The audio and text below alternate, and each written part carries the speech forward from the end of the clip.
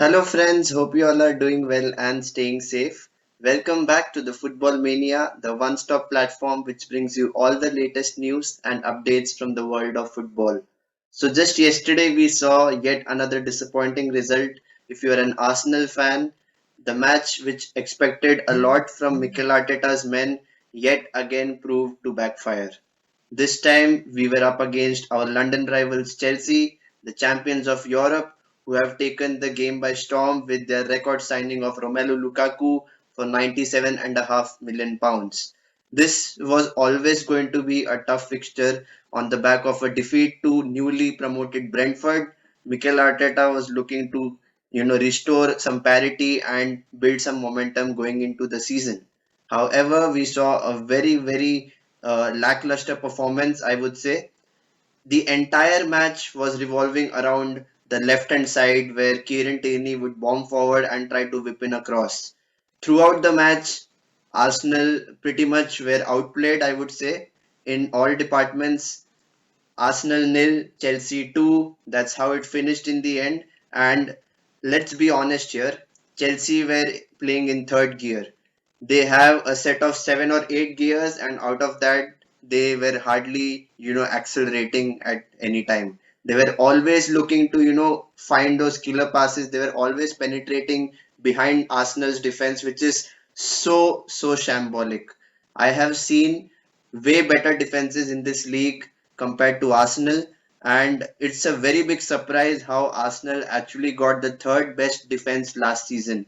If you consider the back line this time around, we were with Rob Holding and Pablo Mari. Both of them are, having a good partnership last season. However, they were outplayed by Romelu Lukaku. The man held up and were completely, devastated by what they saw. It was all about Romelu Lukaku and how he will penetrate the space. He will hold up the ball and feed it to Kai Havertz or Mason Mount. And this was the entire game plan which Chelsea adopted. And Thomas Tuchel is a coach which wants his team to be well drilled at all times. So exactly what we saw is Jorginho holding up the play in midfield and creating space for Reece James on the right, and Lukaku was the focal point for Chelsea. So if you consider him as a target man, the entire backline of Arsenal are actually worried about his small movements, and that led to the opening goal, I would say, where Kieran Tierney came so much inwards that exposed the space on the left, and Reece James completely exploited that space, and it's 1-0. And guess who scored? Romelu Lukaku. He has never scored for Chelsea during his previous stint at the club, and the first goal which he registers for them in the Premier League is against Arsenal. Can there be any other club which gives you so many gifts, even in a Christmas day or in a Halloween day? I'm not sure. But this is the trend which we have seen for so many years. Arteta was completely clueless once the first goal went in, and it was complete dominance after that. We saw Chelsea, passing the ball at will. They were not, moving much, but they were always under control throughout the match. And the second goal, to be honest, also went the same way.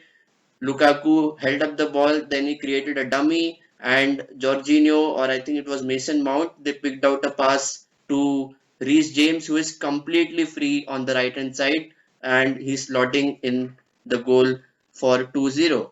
And with that, with backs against the wall, Mikel Arteta is once again left clueless. He's looking for solutions, he's looking for options to come off the bench, and only one positive I would say for Arsenal in this match was Sambi Lokonga. His distribution during the match and his ability to drive the ball forward was something very good to see. Apart from that, there was not much in terms of the attack. Gabriel Martinelli looked completely isolated. He was not getting the service. Saka was again frustrated. He was not able to track back and was not able to cover defensively.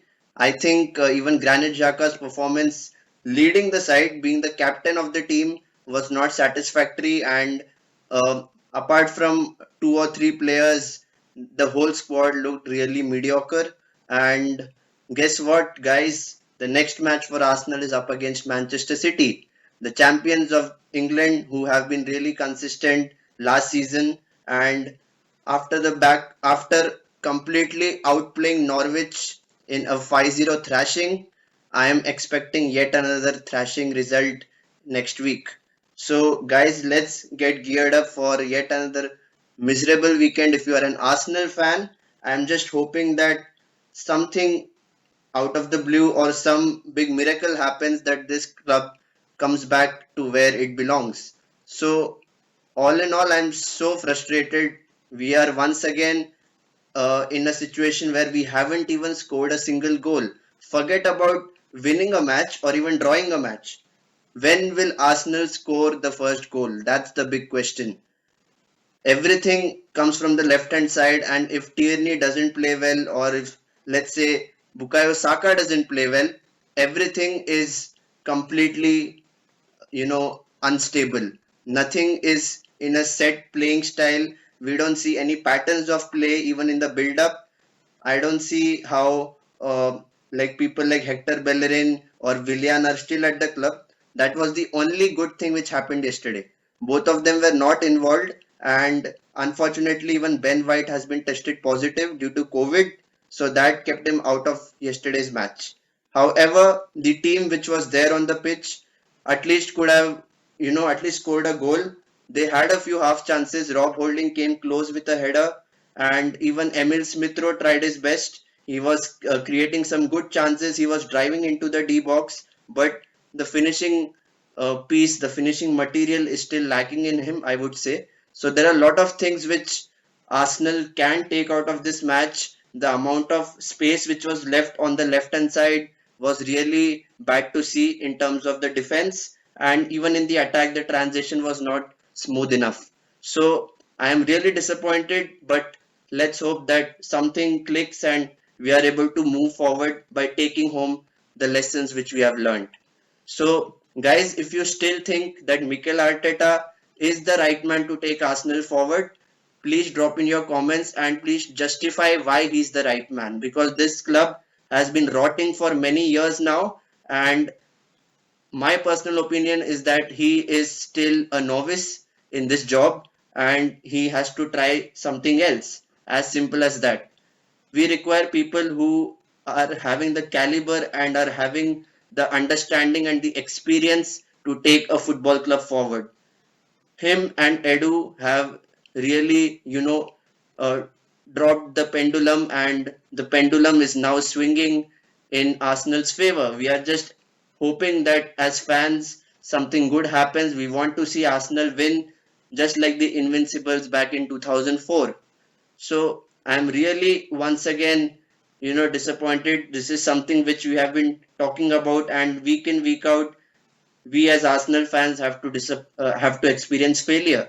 So guys, please drop in your comments about Mikel Arteta, because he's a big joke for the club as of now. So I am also that way very disappointed. So guys, if you want regular updates from the world of football and you want to get an understanding and insights about what happens in the various leagues, do not forget to subscribe to my YouTube channel. And for more regular updates, kindly follow and share. So until next time, stay safe and take care.